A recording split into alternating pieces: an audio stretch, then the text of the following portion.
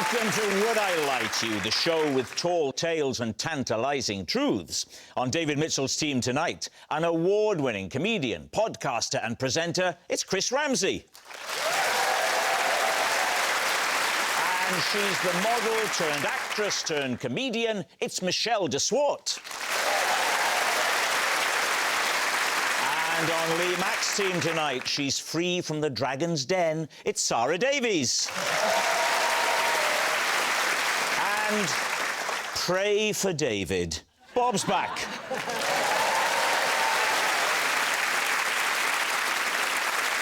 We start with round one, Home Truths, where our panellists read out a statement from the card in front of them. To make things harder, they've never seen the card before. They've no idea what they'll be faced with. It's up to the opposing team to sort the fact from the fiction. First up, it's Sara. Despite being a wealthy dragon, I recently sold half a tin of paint on eBay for £7.50. David's team. You sold it on eBay? Yeah. What else do you do on eBay? Buy things. That's the other... Why? Why did I buy half a tin of paint? Sell. You said you sold it. But don't worry, it's going well. No. You can buy and sell things on eBay. He told you that. But always keep the half-used tins of paint in the house. Yes. Because in case you need a touch-up and everything, You need a little touch-up, don't you? And then you find 10 years later, don't need that anymore, half a tin of paint, but doesn't go off. Is there a market for second-hand, half-full tins of paint? It's not really second-hand, because it's brand new. Man in the green jacket. Yeah. Yes, there is a market. How do you know that? I pursue it ferociously. 10 years you've left this paint in the corner. Yeah. And then you've opened it, had a look, and you're like, that's good to sell. You genuinely can use the paint after that long. That's what you tell them, innit? After the name. What's the post and packaging for half a tin of paint? It was £6. £6. So £7.50 for the paint. Almost as much again for the postage and packaging. Yeah, but do you know how much a 2.5 litre of paint I costs? have absolutely It's no idea. a lot of money, mate. It's a lot of money. That is a bargain. Do you have people that do that for you, David? God, yes. She's called Victoria. Do you paint your turrets? That's a euphemism, you know. If I didn't know he knew I called them that. What are we thinking, Michelle? What do you think of this? This one's tricky because it's like, yeah, that's why you got money. Because you're selling half a tin of paint. So you think it could be true? To me, it seems wild that anyone would do that, but I'm like, that's why you're minted and I'm not. I think there, when we were saying it might be true, there was a little glimmer of hope on Sarah's face there. Yeah. I think she thought, oh, they're going for it. And I think that in that moment, you betrayed yourself. So I think it's a lie. I think it's got to be a lie. £7.50. I think we feel it's going to be a lie. All right, they're saying they think it's a lie, Yeah. Sara. Was it a lie or was it true? It is the lie. It's a lie. Sara didn't sell half a tin of paint online. Bob, you're next. I once upset a lot of people after I was hired to film a wedding. Something I'd entirely forgotten. David's team. Who hired you to film their wedding? A very good friend of mine who saw something in me. He was called Dr. King. All right. And he had an act. He was a comedian. It was his stage name. Oh, right, yeah. And he had little toy rabbits, little furry rabbits on the end of string, about 10 of them. And he would tell a joke. I bought my granddad a snowboard for Christmas. He's been going downhill ever since. And then swing the rabbits. Right. Put too much petrol in my car the other day. I couldn't get in it. That was his act. Someone married this man. Did I say he was married? Well, you were... You did say it was his wedding. You asked me who asked me to film a wedding. OK, I think I asked you who asked you to film their wedding. Well, in that case, I apologise. I've behaved very badly. OK, Dr King commissioned you to film someone else's wedding. Yes. OK. I obviously was drawn to Dr King on account of the rabbits, but also his personality. He was... That old, yeah? Yeah. I don't know why I'm telling you about him, other than the fact I found myself living with him. What? And he was a professional gambler. He made his living betting on the horses. Right. He would only make a few bets a year. It could be as little as 5. He also did videos of weddings. And you lived with him? I lived with him, yeah. He drank 5 pints of milk a day. Wow, that's a lot of milk. Isn't it a lot of milk? Wow. At what stage in your life did you live with Dr King? I was probably about 30 years old, I think. What was his real name? Because you say Dr King was his stage name as a comedian. Yeah. I'm going to say... I'll say Jerry Knuckles. OK. I don't want to say... So obviously he had to change it to something more amusing for his comedy work. I'll tell you what's interesting. Nothing to do with the story. His girlfriend was one of the Teletubbies. Which one? The green one. And you said he would only make about 5 bets a year. How do you make enough money from that? Big bets. Is that his girlfriend's name?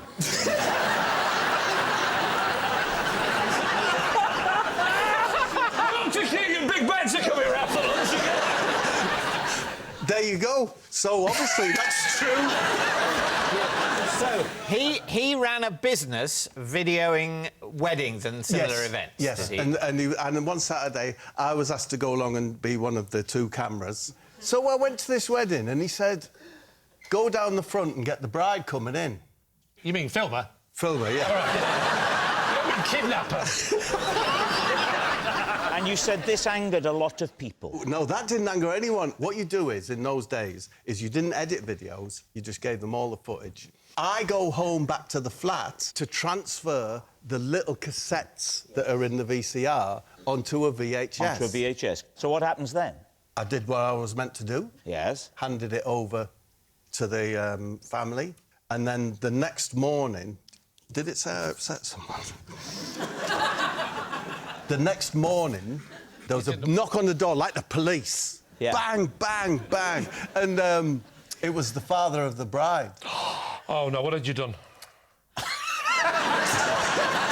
What was the footage? Exactly. Oh, no. Because the VHS that I gave to the family was a recording of a horse race. So when they turned it on to show the family, it went, and they're off! Because you had recorded the wrong thing? I know I'd taken the wrong VHS, which was one of This ties in! Because it was one of Kingy's... Bets. horse racing. But you've transferred it from the small cassette that Yes. goes in the camera to a VHS. Yes. And then just picked up a different VHS. I mean, it's a long time ago. My memory's fleeting, a bit like a mouse's tear on a hot griddle. Did you still have the right VHS in the flat? Because that could have Yes. resolved matters We quite quickly. Absolutely did. But he did say to us, you've behaved very badly and you should be ashamed of yourselves. How did the father of the bride know where you lived? It's on our letterheading. Perhaps. Michelle, what do you reckon? The thing is, the story is absolute nonsense. Like, it's ridiculous. No, actually, when you get into it... That's what I'm the saying. milk and rabbits aside, it's just Bob took the wrong VHS. Yes! If you imagine I once mixed up 2 VHSs, we'd think that was plausible, wouldn't we? Yeah. Yeah. Well, there we go. Let's move on. So do you think Bob's been telling you the truth? I don't want to talk on that subject. You happy to go true? Yeah. Me gut's saying lie, but... You think lie, you think true. Yeah. We're going to say true.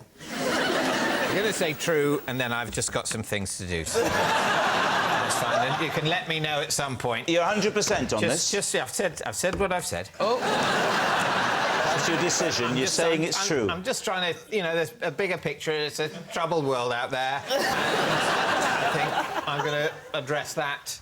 And we'll live with the consequences. Absolutely. OK, they say it's true. Bob, was it true or was it a lie? I was telling the truth.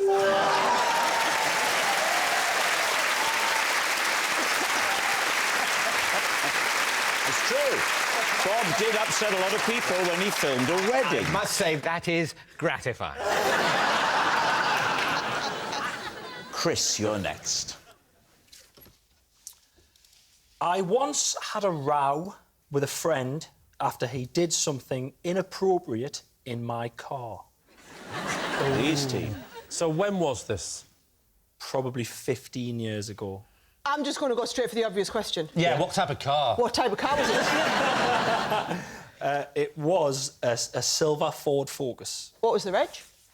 Are you serious? May I ask what your first car was? A little Ford Fiesta, and you're going to ask us the reg now and point made. No. Right. You said he did something inappropriate. Yeah. That's it. Check the card. But I must say, Chris, you did that very subtly, and I think you got away with it. Thank you very much. And what was that inappropriate act? He brought into my car and consumed a full lasagna. That is outrageous. Was it a supermarket ready meal? It was, you know, one that your mum would do for the full family. A massive one. In Massive. a dish. Fresh from the oven. Why were you offended? Because it stank. Lasagna doesn't stink. It doesn't a Ford Focus. The thing about smells is it's all about whether they're appropriate. There are some smells that no one ever likes, and there are some smells that are always pleasant. And then there are other smells that are nice in some circumstances, but wrong. For example, you don't get any shower gel that smells of lasagna, do you? However nice the smell of a lasagna might be in, say, an Italian restaurant. What did he eat it with? Basically, his mum started coming down the drive, and I thought his mum was coming to tell him, quite rightly, that he couldn't eat a lasagna in the car of someone who was driving to a gig. Right. But she was actually just passing him through the window a plate of garlic bread. Nice, man. OK, I'd say that's pushing it. When I said what did he eat it with, I didn't mean what was the accompanying dish. I meant, was there cutlery? Was it bare hands? Did he use an old CD? It was a knife and fork. A metal knife and fork? Yeah. OK, so he's now got a metal knife and fork. He's even got the side dish. Has he got a napkin? It was wrapped around the knife and fork. Right, it's time to go for a guess. So what do we think? True. Well, you sound convinced. Oh, I'm sorry, Lee, it's a tricky one. Can I have a more assertive side, please? False.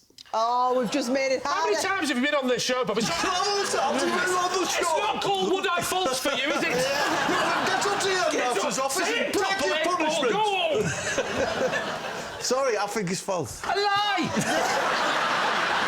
I think it's a lie. Oh, you two. I'm going to say it's true. Chris, was it true or was it a lie? It was true. Yes, it's true. Chris did have a row with his friend over his car. Our next round is called This Is My, where we bring on a mystery guest who has a close connection to one of our panellists. This week, each of Lee's team will claim it's them that has the genuine connection to the guest, and it's up to David's team to spot who's telling the truth. So, please welcome this week's special guest, Linda.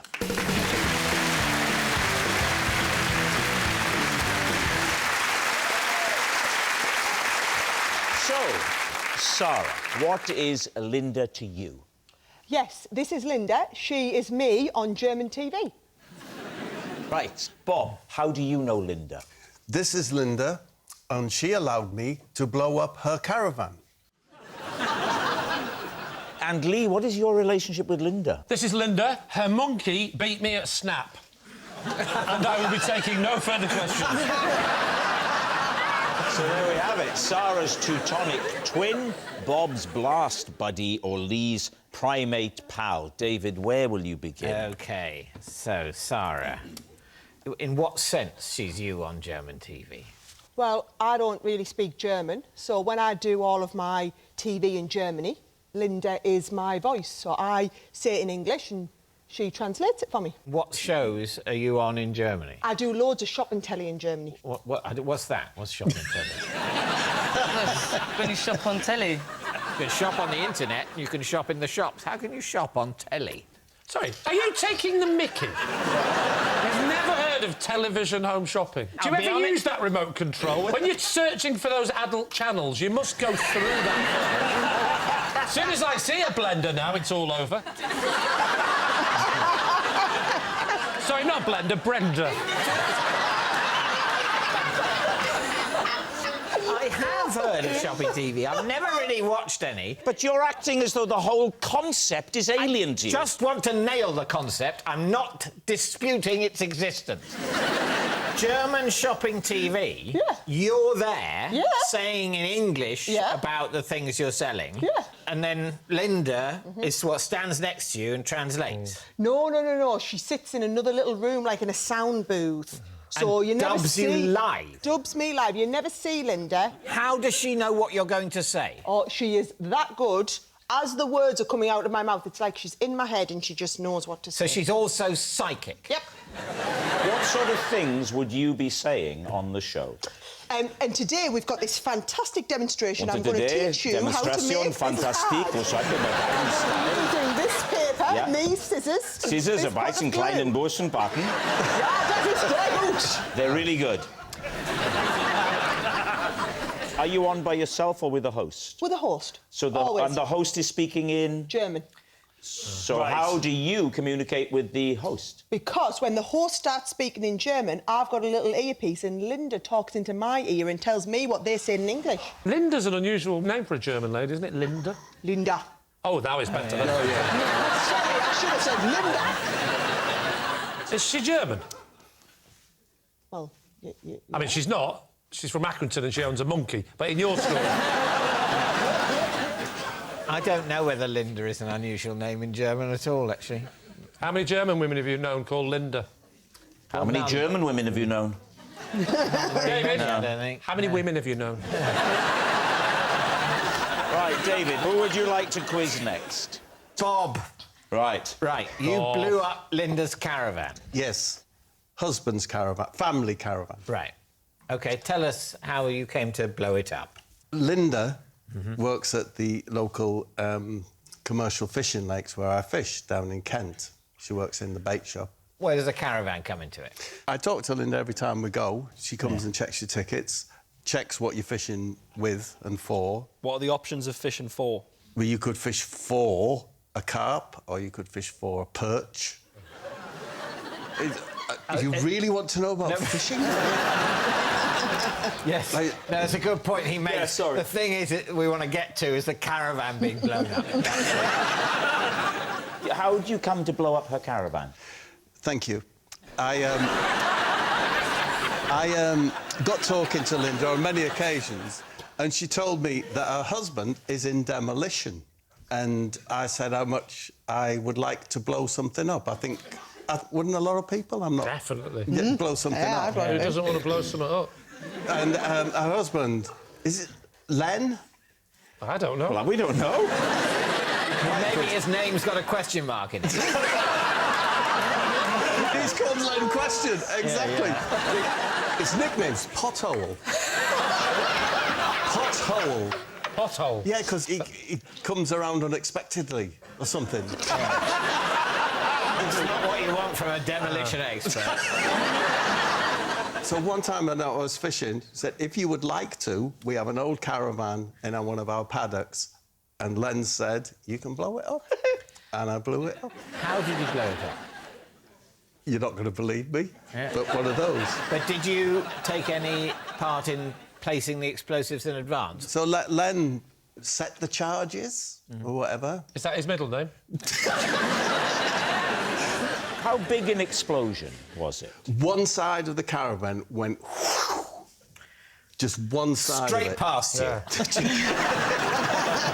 Straight past Asda, right through the centre. Bang! So I don't know whether he set it wrong. I was hoping for, like... The whole thing. And what about your gear? Nothing. I was... Nothing? No. Len Question knows what he's doing. You know, they bring down tower blocks. Len does. And yet he can't properly wire up a caravan. Oh, he didn't. No, don't disrespect Len. Len's terrific. Is that his third name? I've lost track now.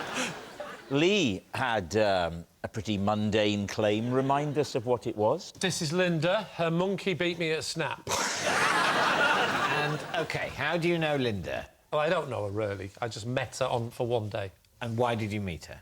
Because she wanted me to play Snap with her monkey. How did she convey that desire to you? She told someone else. Who? A guy called Brian. Who's Brian? It's Brian exclamation mark. OK, Brian! Who is Brian? Brian is the producer of a television show called Prove It. Genuinely, prove it! Exclamation mark. Saying what? That she had trained her monkey to play Snap, and she trained it so well that it was beating people. I'd been asked to go on the show. And my daughter loves the programme Prove It! Exclamation mark. She's always saying it, you know. I'll say, hey, I'm your father. And she says... So it was a thing on this TV show... Correct. That you had to play Snap against Linda's monkey. What type of monkey? It's your classic error on the card. I don't write these cards. It was a chimpanzee. Could the chimpanzee say the word snap? In chimpanzee world, you don't have to say it. You just have to hit the button. Ah, The button. The button. One of them is for Snap, one of them is for blowing up a caravan. Neither of us were allowed to say Snap. We both had a button, and we had to sort of look at each other and then look at the monitor, which was in front of us like that, and then go. Yeah. And you look at all these images, and when two of the images are the same on the run, because it's not cards, it's images, he would look a bit wistful when it was a banana. When I say wistful, I don't mean he was wanting to play another card game. Yeah. The purpose of the exercise was because it was a monkey ape sanctuary, and as long as the monkeys could stroke the apes, they were allowed to stay. It was monkey stroke ape sanctuary, and she would teach them how to play Snap. Had they trained these chimpanzees to do anything else? One of them presented a shopping channel in German. So, there we have it. Is Linda Sara's Teutonic twin, Bob's blast buddy, or Lee's primate pal? Well, I find myself in the strange situation of thinking that it's Lee. Can I just remind you? Yes? I did say I beat a monkey at Snap. You said beat a you. monkey beat you at Snap. Yes, I did. That's right. No, you're quite right. If you'd said the other thing, I wouldn't have believed that. I mean, what about Sara and the shopping channel? I think there is no doubt that if what she does is dub people into German on shopping channels in Germany, she is most likely to be German, which makes it very suspicious that you didn't just go, yes, she's German. Yes. The great irony about this conversation, and you never asked me, is she genuinely can speak monkey. Now, what about Bob and the caravan? You don't seem to be considering that. That could be true. I like the idea of, like, Bob just having a moment of tranquility while fishing and then going, I really want to blow something up. What's it going to be? It's Lee. You think it's Lee? That's what I think it is. Do you think it's Lee? I think what you think, Captain. I think Go so. for it. We're gonna go You with are Lee. dynamic. I love this. Linda, would you please reveal your true identity? I'm Linda.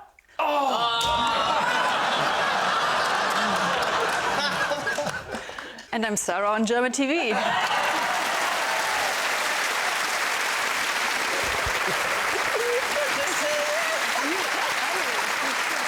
Thank you very much, Linda.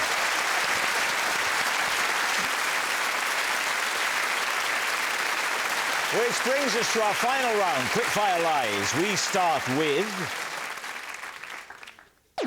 Michelle. I once ate a full English in a plain toilet. When you say plain, not very brightly decorated?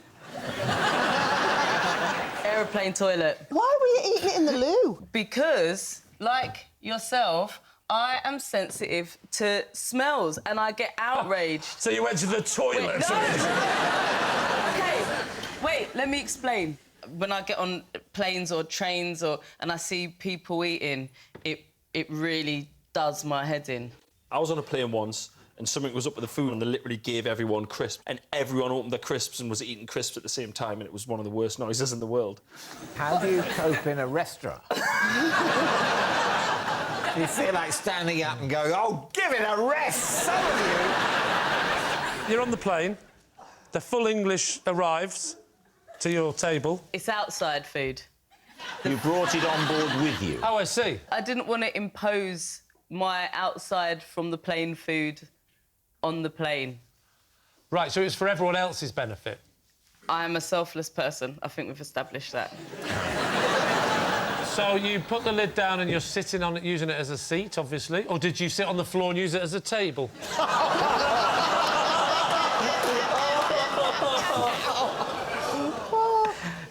Well, both work. Yeah, I'm getting to it. All right? I'm just having a think. I'm just having a think.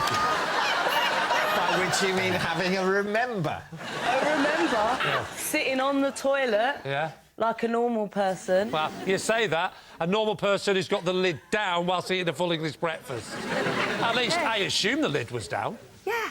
Well, you never know. You might have been multitasking. Yeah. Yeah. So I'm sat on the toilet having a munch.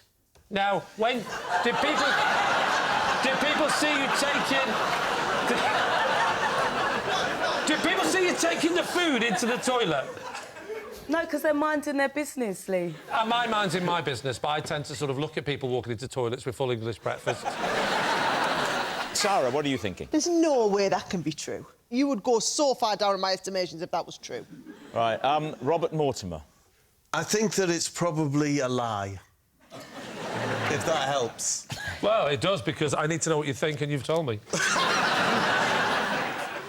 I think it might be true, but I'll go with my team and say it's a lie. They're saying it's a lie. Michelle, was it a lie or was it the truth? It is, in fact, sorry, Sara, I am disgusting. It's the truth.